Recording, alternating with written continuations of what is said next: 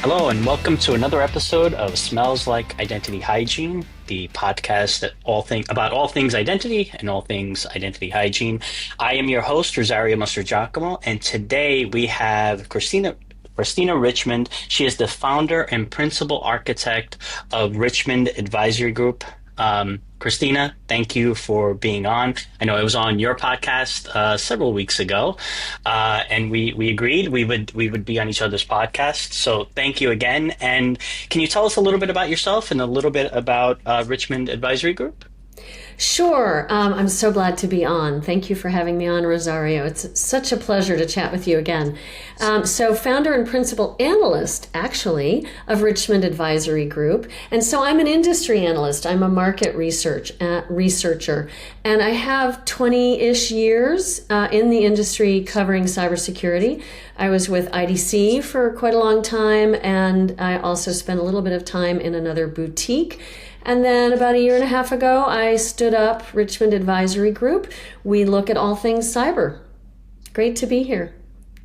Awesome. And like I said at the beginning before we started recording, I said, I'm going to write it down to make sure I don't mess up the title. It's fine. I always do that, and somehow I always mess it up. That's human. We're human, and we talked, yesterday a little bit about AI. They don't necessarily mess up the title, but they don't have this nuance, this back and forth that you and I can have. And we can joke about how we have the human condition and we sometimes mess things up. So it's all good.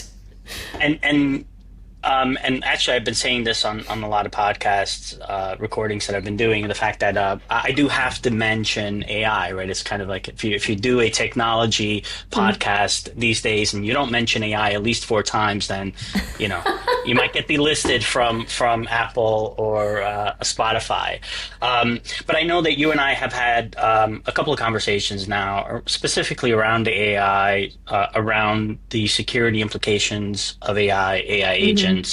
And you and I actually met at RSA recently, and everywhere, everyone was talking about agentic AI. That seemed to be the topic that everyone wanted to talk about this year. As we kind of look to move from the simplicity, not really simplicity, but the prompts of asking AI something and getting a response, having it write a haiku about cybersecurity, as one does. To then having your AI agent actually do things and the implications of that. Right. So I want to explore that a little bit with you. From what you heard at RSA, from the countless people that you talk to, the research that you yourself are doing, tell me about how agentic AI brings a layer of complexity around identity management, really. Yeah, just a simple thing. It's just a tiny question. Give me 30 seconds on that, right? And go. Yeah. AI, okay. Security, go. Yeah, go. Well, okay, how about this? What is your biggest concern? How about your biggest concern when it comes to specifically agentic AI and identity security? Okay, well, I loved the broader question, but I'll answer the narrower question first. I mean, my biggest concern is transparency and explainability, because we don't have transparency.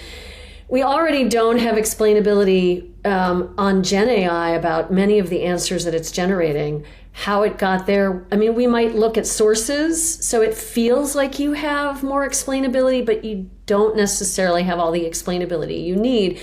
With agents, it is doubly, triply, quadruply hard because they are empowered to go out and do work for us, right? They are our labor assistants. So they can work together, agents can work together, and they can go spin up new environments, launch a new SaaS app, or put themselves into a SaaS app that exists on your behalf or on the behalf of other agents. They can correlate, they can work together. But what happens is, from an identity perspective, and I know you know this better than I do, they become a black box to us. We can't then figure out who and what they have connected with necessarily. So we've been having a chat, Rosario, about this. And, in one of our chats, I said something about, well, wouldn't it be great to have an overlord. I'm thinking sci-fi, like an agentic AI overlord that is programmed to report everything back to the human. And I sent you that link in LinkedIn that I thought was so interesting. This link was talking about enforcing policy decision points outside of the agents themselves. I don't even know if that's possible. But where do we start? So the transparency, the explainability, those are the things that I'm most worried about, right?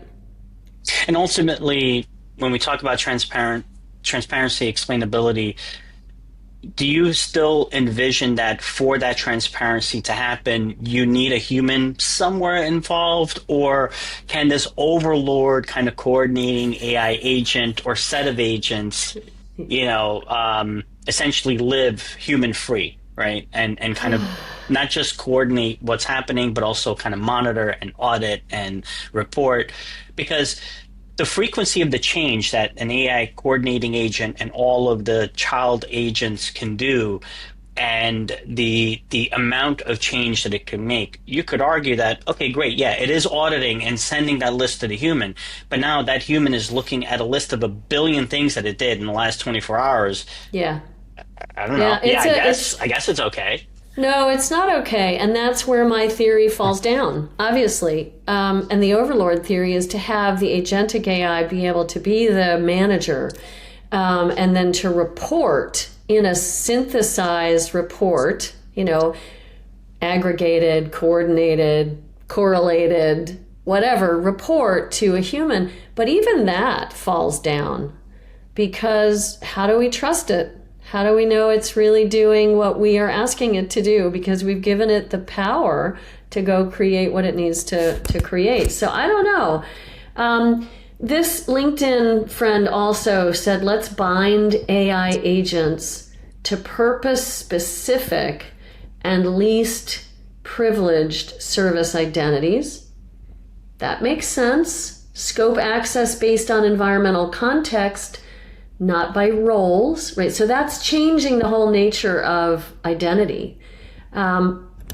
So is it identity, right? That's what he's questioning, whether this is still identity and access management. Now, it is machine identity hygiene and data visibility, which is really what I think your podcast is about. It smells like identity hygiene, not just IAM or IGA or PAM. It's how do we get that layer of visibility, and how do we keep it clean and tied to an owner? And that's where the human, and I have the question mark, right? Is that where the human comes in? I hope so. I don't know. Well, so what's interesting about the human element, and I always talk about you have to keep the human in machine identities and AI. Yeah. I was actually reading a story this morning about, this was, I think it was a military kind of study that they did around AI agents and making decisions about taking actions. And I think it was something around targeting, targeting people or targeting like missions. And what the AI found is that whenever it would make a proposal and the human would be involved, the human would say, no, stop doing this, do that instead. And the AI agent learned that actually bringing the human into it caused me to prevented me from completing my mission, my overall goal. So I'm going to just stop telling the human. I'm just going to take the human out of the loop.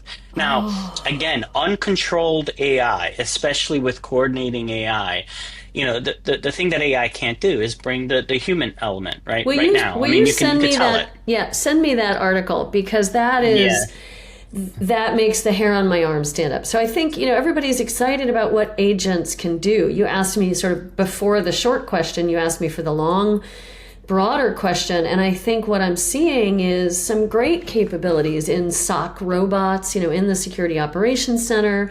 I'm seeing a lot of reducing the noise, reducing the funnel for agents, or for analysts, and helping the analyst triage and investigate and then summarize everything that you know about whatever the incident is. and then deciding whether it's a false positive or a true positive, and then serving that up to a level 3 human, right? To be able to then take that information that was generated in 80 seconds instead of 2 weeks or 3 weeks by humans, taking that information and then doing the more nuanced investigation. That's a true benefit of that labor assistant that is an agentic AI. But where you're going, and I knew that we'd have a philosophical discussion again because we go there. What is the future of this and how do we rein it in? And so transparency, explainability, and control, let's add that, because that what you just told me, right? That the agent says, oh, never mind, I'm not going to talk to the human because they keep me out of completing my mission. They stop me. Yeah. That's terrifying. Do you know the paperclip kind of thought experiment, where this was a thought experiment in the early 2000s, actually, and the idea was, if you have a infinitely intelligent artificial intelligent being, and you give it the task of creating paperclips, and its number one goal is to create as many paper clips as it can, it will start doing crazy things like using all matter in the universe, including humans and planets, in the function of creating paper clips, because that is its sole goal. You've told it, I need you to create paper clips, and it will go beyond, just, all right, I'm going to try to create paper clips in a reasonable, no, because it doesn't have that real goal in mind of, well, you want to create as many paper clips because you want to sell as many paper clips to humans to then increase revenue, right? And the idea of thinking about understanding the goals that we give AI, and its conceptual understanding of what it's doing. It still does not actually understand what it's doing. It's predicting the next word, right? Yeah, and that is not human understanding. Yeah, right? It's very linear. It's very black and white. It's deterministic, maybe to a certain extent, but only with the garbage in, garbage out, right? It's only the data it has that it's been trained on within the parameters and the context that you've given it. And it doesn't have the nuance where it can say, oh, I've forgotten this, or I didn't know that, or I need gray instead of black and white. Fascinating, fascinating.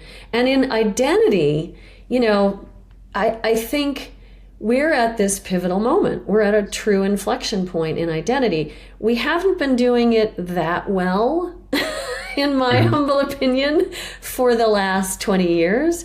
Came out of a back office, IT, HR function, provision, deprovision. It was all human-based. Now we understand that we have to look at NHI or NHA, the non-human accounts, identities. And we're seeing companies that can find them, look at them, find what they're attached to, service accounts, APIs, tokens, certificates, whatever it is, other agents, right? So we're finding the NHI, but how to treat it and getting that visibility layer and then mapping it to an owner, which you and I have talked a lot about, is critical. But then that whole theory is a mind explosion for me when we start talking about these labor assistants or agentic AIs. Well, it's also, and you and I have talked about this as well. What exactly is an identity, right? The identity is not the account or the API key or the certificate. The identity is the human that owns that account. And then if you talk about machine identities, is the identity the application that happens to have these 10 service accounts that it uses? This is where you use Bob the Builder, right? This is your Bob the Builder. Yeah, so Bob has a hammer. That hammer has his initials on it. He doesn't like anyone using his hammer. He locks it to make sure no one can get to his hammer. But you cannot say that the hammer is your contractor, that your hammer is Bob. That hammer is just a tool. Bob has a bunch of other tools. And ultimately, Bob is using those tools to build a house, right? Now, you take the machine side of those things, and that's straightforward with a human identity, right? Human could have multiple accounts, an admin account, an application account, a service account. An application, same thing, could have multiple accounts, could have API keys, multiple tokens, right? So is the identity the application?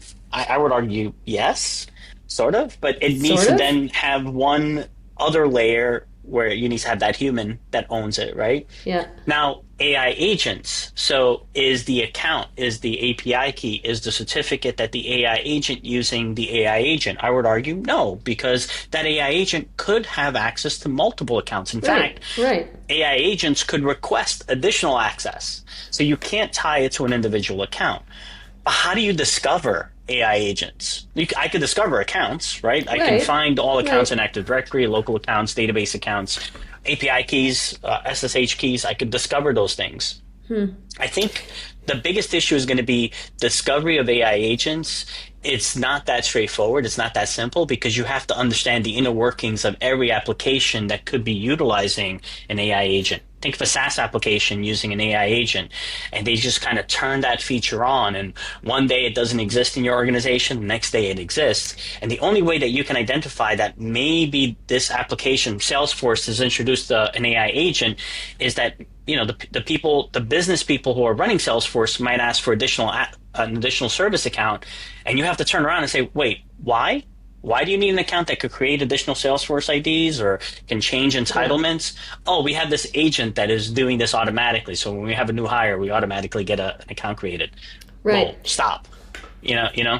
Yeah. So everything old is new again, Rosario. It's like we've been talking, know where your stuff is, know your assets. It's inventory. It's basic hygiene 101. It's know what you're starting with, where all your toys are, where your data is, your PII, your PHI. What are you connecting to? Which services are you using?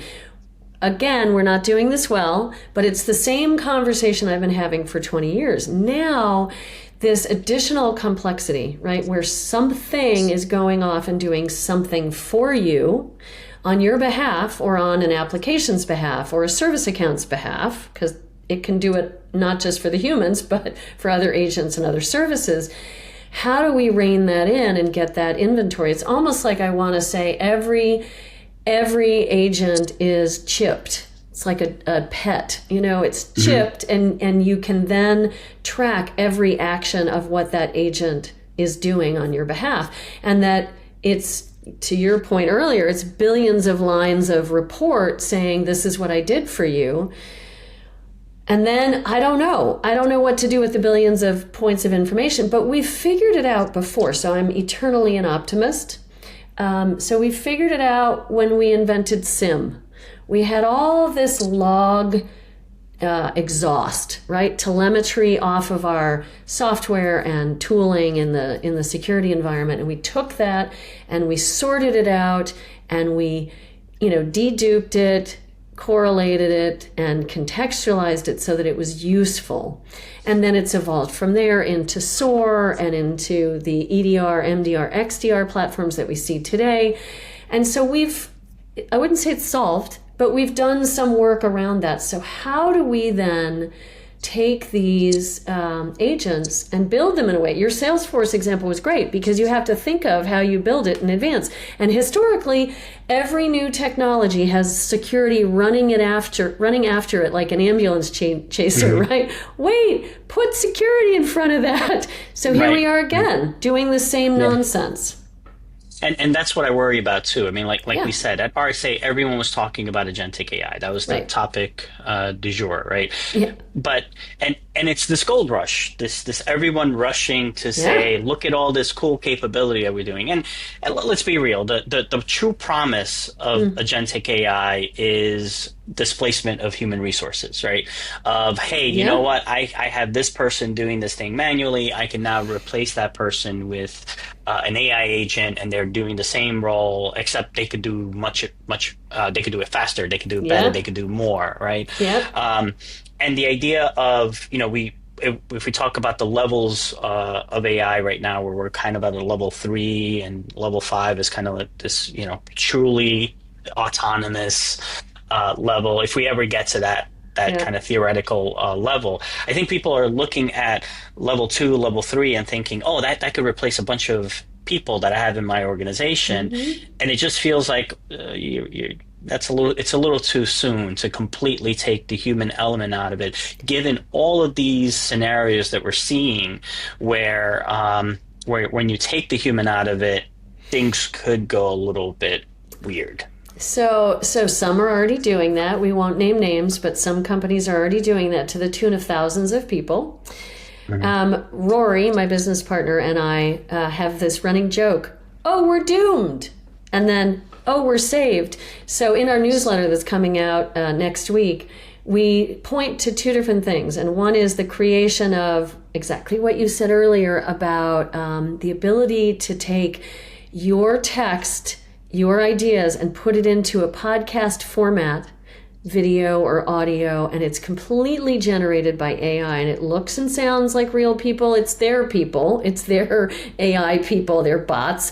But it has a cool, hip music, and it's got these people debating back and forth. Just with you putting in some text, it even extrapolates and gives you even more conversation around whatever the topic is. So that's the, oh, we're doomed piece. And the getting rid of humans that I'm seeing these large corporations doing. They're doing it in entire departments, thousands of people, and we're going to use automation and AI.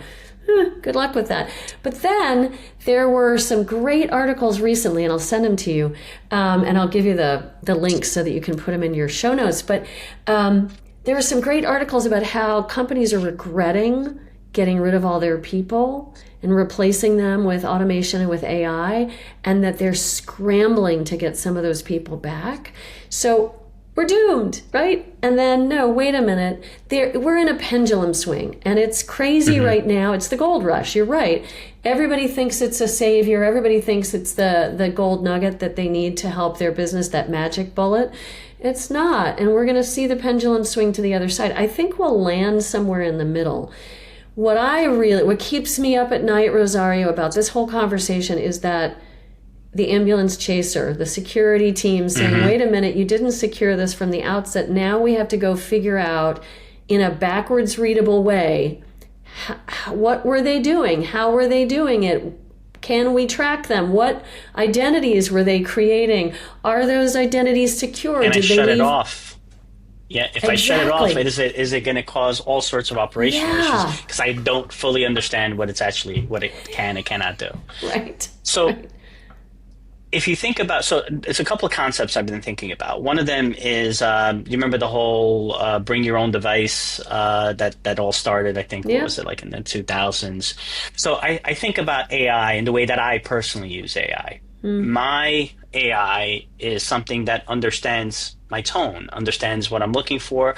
If I ask it, if I ask my instance of ChatGPT, what is my name, what is my role, and where do I work, and what does my company do, it'll spit it out. That AI belongs to me, or does it belong to the company I work for because I use it to do the work? Does your company pay for its own container, or are you using public AI? That's number one. And number two, I think your company owns it. Yeah, so there's the interesting question, right? Because if I look at AI as my personal assistant that allows me to do my work, but also allows me to, write a get well card for a friend. But it is my personal AI. What happens when I leave the firm? Does part of that knowledge that I've been training that AI, does that belong to the firm? Do companies need to think about, look, you're not allowed to bring your own device. You're not allowed to bring your own AI to do any work related to this organization. And I'm sure there's policies that have been written in organizations. Actually, have you heard of something like that? Of people starting to think about, wait. Yes. You can't just log in with your own, right? You have to log in with the one that we sanction for you. But then everything that I'm training that AI to do, if I leave an organization, yes, if I've written any code, it stays behind. The organization owns that code. If I've written content, it stays with the organization. But an AI is almost like a remembering kind of, it's almost a subset of my personality, of how I work, how I think. And I'm leaving that behind at the organization, even though I've left and I go work someplace else. It almost feels like I'm leaving more behind with the AI than I was with just a script or an application or something else. It's almost like a subset of me that I'm leaving at the organization. Yeah, no, 100%. And that is something that's going to have to be determined by your employment agreement, your non-compete, your, non-solicitation. You can't take content with you that belongs to the company, including what? Your opinions, your birthday card musings, right? So that's going to be interesting. You asked if there are any companies out there who are doing some work around AI knowledge and policy. And I would point you to Gnostic, Knostic. I don't usually call out companies. It's a small startup company that's just getting going, but it's doing some interesting work around, it's not just data, it's not just identity. It's what is the information that is being shared? Not in a data leakage way, but in a, what is the knowledge or IP or interesting content that is being shared with AI? And is that breaching a policy that you don't have? You don't have the policy, but is it, let's think about that information, that knowledge from a standpoint of, should this be something that is shared, and how do we create a policy to say, sorry, you're in ChatGPT, it's a company container of, ChatGPT, but you can't say that because we have a policy around HR, we're going to shut that down, or whatever it may be. So I think it's coming. Folks are having very thoughtful discussions about AI knowledge. Certainly the data security folks are looking at it, the identity folks are looking at it, but this seems to be a blend of the two. So, and I knew, like you said, that this conversation would get philosophical, but that's great. That's exactly what I was hoping for. Yeah. Just to kind of bring it back down to kind of the nuts and bolts of things. In the organizations that you're talking with, the vendors that you're speaking with, can you tell me some? And you gave one example of monitoring or looking at or generating a report from thousands or millions of logs. What are some real ways that people are using, particularly generative AI, to help with the security space, right? Whether it's just general security or identity security, or how are they, what have you seen that seems to actually work? Yeah. Well, that's good. It's a broad question. I like those. So what I described in terms of, distilling all the information down, great use of it. And that's agentic. I'm seeing Gen AI also used to help operationally when you're in a SOC and the team is looking at an alert and it says, here's all the stuff happening, and then making suggestions.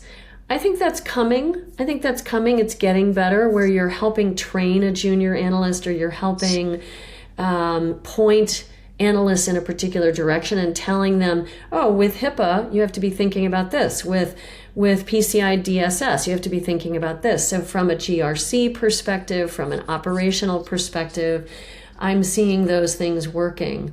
From identities perspective, I would say I'm seeing the beginnings of automated provisioning and deprovisioning. I'm seeing the scanning, the attempt at inventory of all your identities happening with AI. I don't know, and the reason why I have a bit of a question mark in my voice is because I don't know how well it's doing yet. I think in some cases where it's very tactical and directive, I think it's very good. When it's more nuanced, which is what we've been discussing with agentic AI, I think it's harder. So there's certainly a lot of gaps. We've had a lot of gaps in our IGA, our governance, for a long time. We worry about overprivilege. We worry about orphaned accounts. We worry about credentials being, available and abused by attackers. And I think that right now I'm seeing some automation, some Gen AI assisting around that. I think some of those problems are going to explode and proliferate with agentic AI. So that worries me. So it's kind of like, yeah, it's helpful in identity, but let's be, curious, cautious, and nuanced as we build out the agents around identity. Yeah, especially with provisioning and deprovisioning, right? Absolutely. In my mind, I just think about that AI agent. There's also, I've been reading a lot about AI agents ensuring that they survive, essentially taking an AI agent, saying that I want you to decommission yourself. And it kind of it works, which is the scary Skynet stuff, right? It's actually working to ensure that it survives.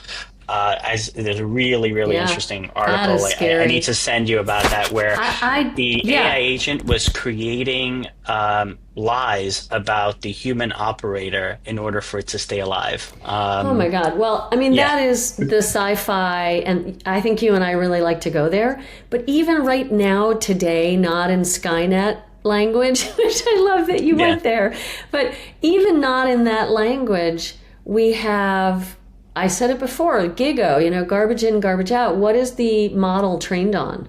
Can we trust that Hmm. data? And then what are the biases, of that Gen AI or that agent? And so those are areas that I would worry about, that provisioning. The deprovisioning I'm not as worried about because it's a zero-sum game, right? If something happens, you've deprovisioned a human, the human can say, hey, wait a minute. Now, it is a problem if you're deprovisioning a service account and suddenly your whole business shuts down because it was dependent on that particular service account. So yeah, you're right. Provisioning and deprovisioning are both scary. Yeah, what if it decides I'm going to disable every account in Active Directory because I Yeah. think they're all Well, at risk. yeah. So I'm just going to go ahead and do that. As long as it does its own account last, then it Right. can do all of them, right? Or it won't do its own account last. Dun dun Right. dun. Or leave Gonna just stay its alive. account. Yeah. Yeah. Dave, you can't do that, Dave. I mean, yeah. So, um, yeah, and I knew this conversation was going to go into these directions. I'm glad we stuck with AI, but outside of and I apologize. I know you guys do a lot more than AI, but all we Oh talked no, about it's all is good. AI. I love talking about any of these things. This is fun. So just to round out the AI conversation, with everything we've talked about, the need for humans to be part of the equation, the ownership piece, the potential of humans eventually being out of the equation. If you were advising a CISO right now, what would you say?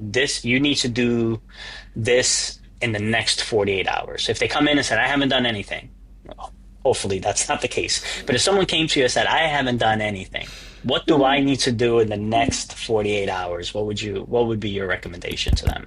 Specific to agents, to identity. Specific to understanding AI agents and getting some control over agentic AI. That's a fun question, Rosario. Nothing like going out with a bang. I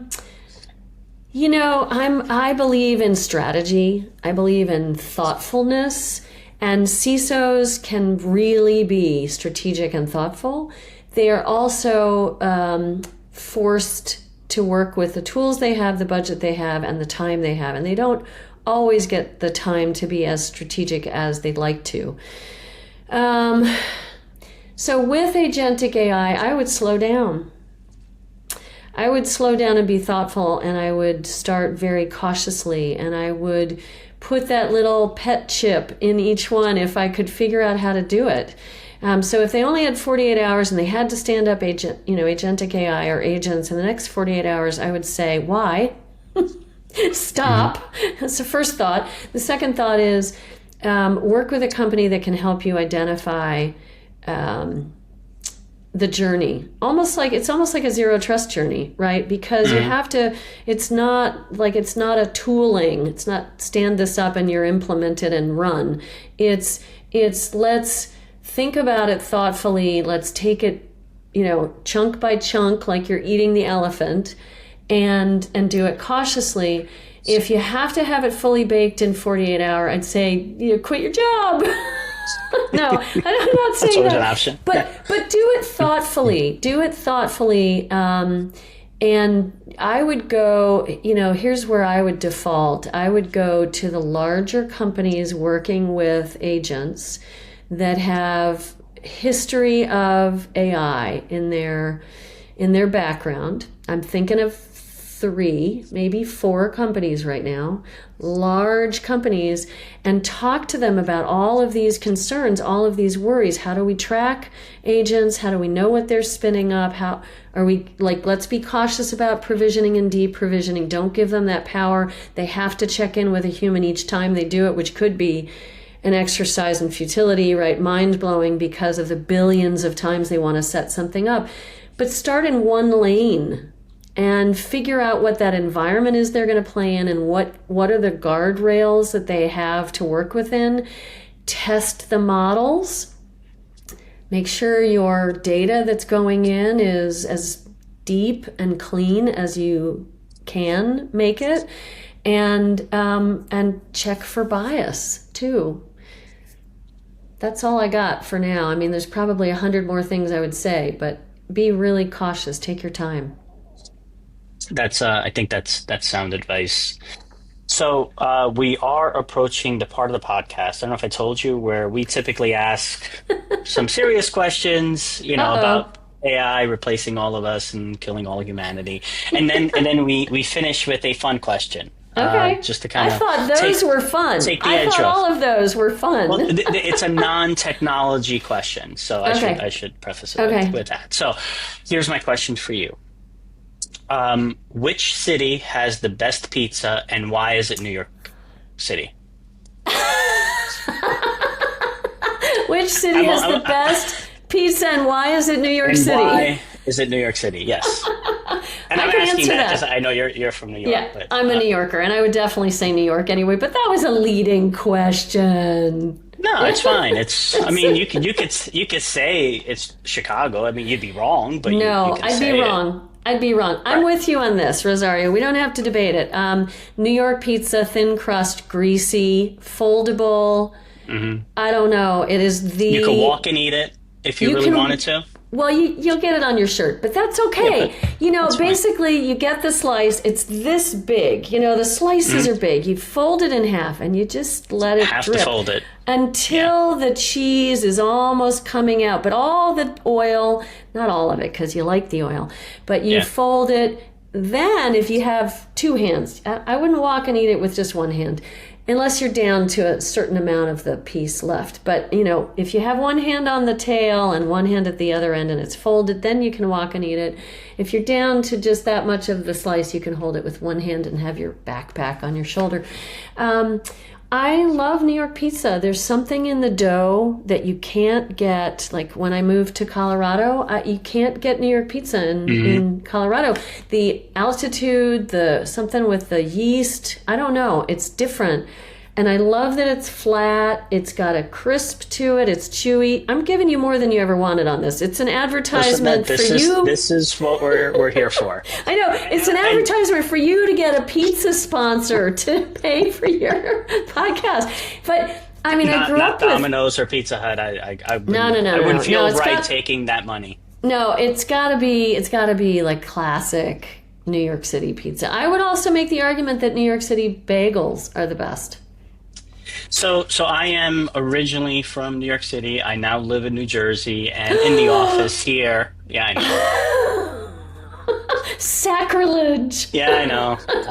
And what's worse, I was in Queens and went to New Jersey instead of where I was supposed to go, which is Bayside or Long Island. As you know, if you're in Queens, you're supposed to go to Long Island. If you're in Brooklyn, you're supposed to end up in New Jersey. But regardless, I'm here now, and I've been here for a while, and I love New Jersey. But we have debates, and our the Sphere office is here in New Jersey, and we have debates about New York versus New Jersey bagels, and the New Jersey people are arguing with me about how the New Jersey bagels are better than the New York bagels, which every New Yorker I talk to is like, "What are you talking about? That makes no sense." What are you talking about? Yeah.